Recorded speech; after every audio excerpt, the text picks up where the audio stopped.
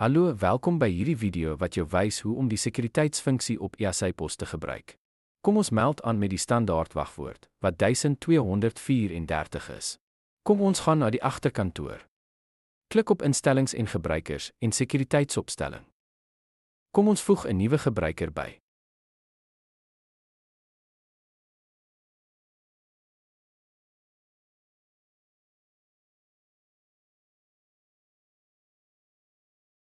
En laat ons 'n wagwoord toeken.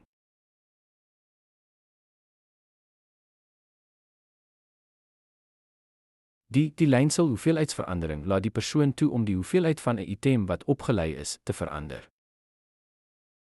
Met ander woorde, as hulle een van 'n spesifieke produk geskandeer het, kan hulle F op daardie lynitem klik of tik en die hoeveelheid in die verkoop verander. Laat laai oopmaak. Laat die gebruiker toe om die laai oop te maak sonder om 'n verkoop te maak.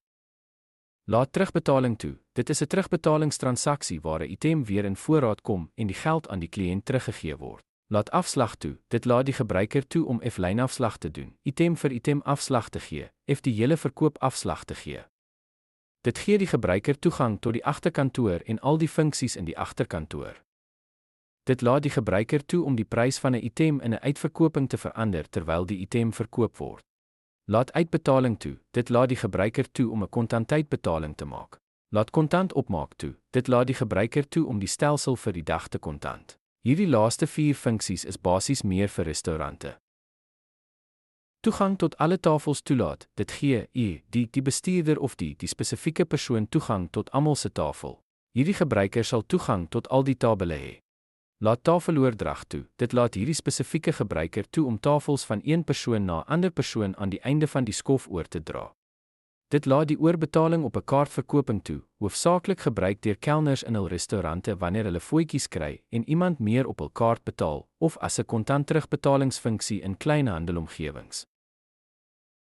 Laat toe, laat leplek toe en laat rekeninge toe. Dit laat die gebruiker toe om toegang te verkry tot die leplek en rekeningfunksionaliteit van die sagte ware. Kom ons gee hierdie gebruiker 'n paar regte.